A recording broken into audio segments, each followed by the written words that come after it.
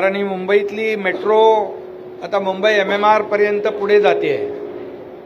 आता काशीगावपर्यंत जसं मुख्यमंत्री महोदयांनी सांगितले अर्धा टप्पा पहिला टप्पा सुरू झाला आणि दुसरा टप्पा देखील सुभाषचंद्र बोस मैदानापर्यंत जातोय, तो देखील याच वर्षभरामध्ये कंप्लीट होणार आहे। त्याच्यामुळे मुंबई आणि MMR जो जोडण्याचा आपला संकल्प होता तो अतिशय या दहिसर काशीगाव या प्रकल्पामुळे तो साध्य होतोय आणि याचा आनंद आम्हाला सगळ्यांना आहे।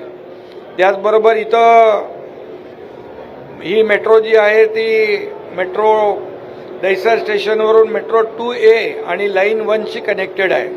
भविष्यामध्ये मेट्रो 7 आणि 7A द्वारा छत्रपती शिवाजी महाराज इंटरनॅशनल एअरपोर्टला पण जोडतोय।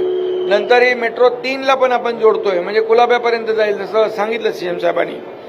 आणि यामुळे जवळपास काशीगाव आणि पुढचा आपला सुभाषचंद्र बोस हा टप्पा जो आहे हा कंप्लीट आता मुंबईशी कुलाब्यापर्यंत जोडला जाईल, आंतरराष्ट्रीय विमानतळाबरोबर जोडला जाईल आणि त्याचबरोबर आता वडाळा ते गायमुखपर्यंत येणारा मेट्रो तो गायमुख ते भाईंदर अशा प्रकारचं एक नवीन तेही आता काम टेंडर प्रक्रिया त्याची झाली आहे। टेंडर फ्लोट झाल्यानंतर तेही काम चालू होईल, म्हणजे पूर्णपणे मुंबई आणि MMR जे आहे एक लूप तयार होईल।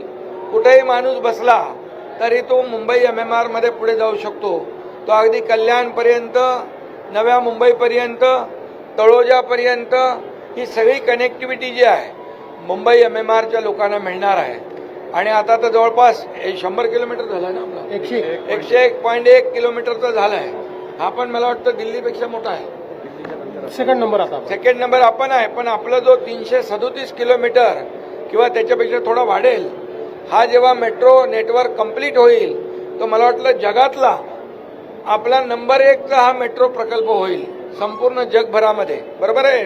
आणि त्यामुळे हा खऱ्या अर्थाने मेट्रो जे प्रकल्प आता हा तर 2018ला भूमिपूजन केलं आणि 2019ला गडबड झाली, 2019ला ब्रेक लागला याला, मग ते ब्रेकवरचा पाय आम्ही 2022 पर्यंत याला हे लागला, मग ते त्यांचा पाय ब्रेकवर होता, आमचा पाय ॲक्सिलेटरवर असतो आणि त्यामुळे देवेंद्रजी मुख्यमंत्री असताना भूमिपूजन केलेला हा प्रकल्प आज आपण कार्यान्वित करतोय ते मुख्यमंत्री असताना याचा आनंद आहे।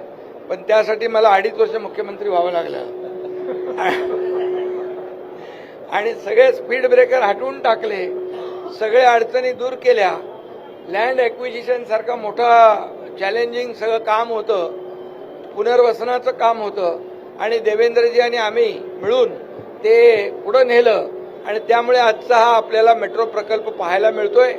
मला आनंद आहे की मेट्रोचे आमचे मुखर्जी आहेत, आपले दुसरे अश्विन मुदगल आहेत, रुबल आहे, अग्रवाल आहेत, सगळी जी टीम आहे यापूर्वी देखील ज्यांनी काम केलं त्यांचंही अभिनंदन केलं पाहिजे आणि आता जे काम करतात त्यांचंही अभिनंदन केलं पाहिजे।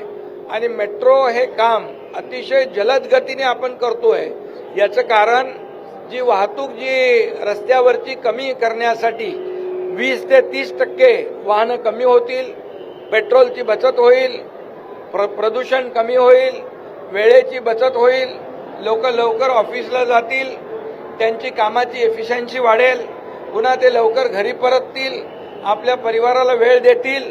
त्यामुळे आमचं जे काही महायुतीचं सरकार आहे हे सर्वसामान्यांचं सरकार आम्ही म्हणतो आणि म्हणूनच या सर्वसामान्यांच्या आयुष्यामध्ये आज आपण जर पाहिलं रेल्वेमध्ये होणारी गर्दी, रेल्वे ही मुंबईची लाईफलाईन आहे, परंतु ही जेव्हा मेट्रो कंप्लीट होईल तेव्हा खूप मोठ्या प्रमाणावरचा दिलासा या आमच्या मुंबईकरांना, मुंबई MMRच्या लोकांना मिळेल आणि भविष्यामध्ये ही रस्त्यावरची वाहतूक कमी होऊन खूप मोठ्या प्रमाणावर लाखो लोकांना याचा दिलासा मिळेल। कारण ही मेट्रो फक्त काशीगावपर्यंत नाही तर अख्खा मुंबई MMR जोडणारा हा प्रकल्प आहे आणि म्हणून यासाठी मी सगळ्यांना मनापासून धन्यवाद देतो।